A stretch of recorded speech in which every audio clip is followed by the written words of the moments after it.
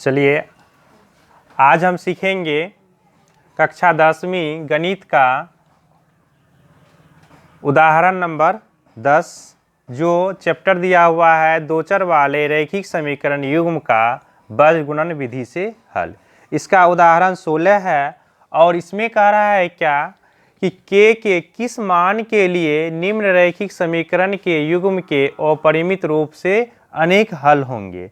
कहने का अर्थ क्या है कि इस सवाल का जो हम हल करेंगे वह हल ऐसा होना चाहिए, k का मान हमें ऐसा आना चाहिए जो मान को रखने के बाद इस समीकरण का जो हल होगा वह अनेक हल होगा। अब अनेक हल होने के लिए हमें ये देखना है कि अनेक हल होता कैसे है। तो अनेक हल होने के लिए समीकरण जो होता है, हमें जैसे दो समीकरण दिया हुआ रहता है, इसका जो मान होता है a1/a2 बराबर b1/b2 बराबर c1/c2। अगर दोनों मान इनका अगर बराबर आ जाता है तो इस तरह के जो समीकरण हमें दिया जाता है उनको हल करने के बाद उनका मान जो आता है वह कैसा आता है, तो अनेक हल में आता है। यहाँ पे ये अगर इस तरह इस फॉर्म में अगर आता है तो इनका क्या होगा, अनेक हल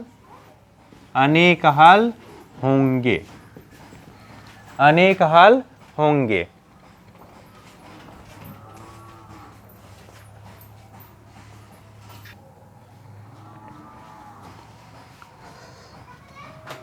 इस तरह के अगर फॉर्म में आते हैं तो इनका मान क्या होगा, अनेक हल होगा। अब सबसे पहले हम यहाँ पे इसका नोट कर लेते हैं।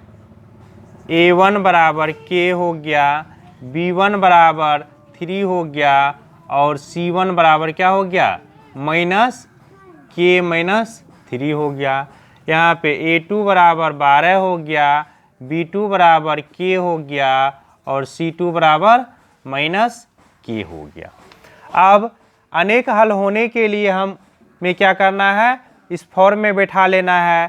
तो यहाँ पर k/12 बराबर 3/k बराबर -k-3/-k। अब देखिए यहाँ पर यह माइनस से माइनस कैंसिल हो जाएगा। अब माइनस से माइनस जब कैंसिल हो गया तो अब इसको जो है ना हल करने के लिए देखिए इसके बराबर में ये है और इसके बराबर में ये है। हम दोनों में से किसी एक को हम बराबर कर सकते हैं। k/12 बराबर 3/k भी हम कर सकते हैं, 3/k बराबर k-3/k को भी बराबर कर सकते हैं। यानी कि तीनों में से हम किसी को भी बराबर करेंगे तो मान हमें k का एक ही आएगा। तो हम यहाँ पे पहले इन दोनों को करके चेक कर लेते हैं और फिर इन दोनों में से किसी एक को करके चेक कर लेंगे। तो इन दोनों को हम करके चेक करते हैं तो k/12 बराबर 3/k हो जाता है। तो गुना कीजिएगा इससे, तो k से k को गुना कीजिएगा तो k² हो जाएगा, 12 से 3 को गुना कीजिएगा तो 36 हो जाएगा। तो k बराबर रूट अंडर क्या हो जाएगा, 36 हो जाएगा। तो k बराबर क्या निकल गया, 6 निकल गया।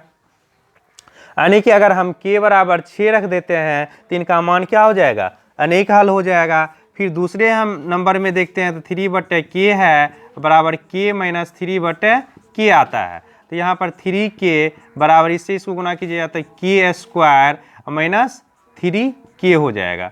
तो 3k -3 + 3k बराबर क्या आ गया, k² आ गया। तो यहाँ पर क्या हो जाएगा, 6k बराबर k² हो गया। तो एक k से एक k कट गया तो k बराबर भी क्या निकल गया, 6 निकल गया। मतलब दोनों में से किसी को भी अगर हम हल करेंगे तो k का मान हमें वही आएगा। तो अब k बराबर जो 6 आया है, जहाँ जहाँ हमें k दिया हुआ है वहाँ अगर हम 6 रख देंगे, 6 रख देंगे तो इस समीकरण का जो हल होगा वह अनेक हल होगा। तो यहाँ पर लिखेंगे अतः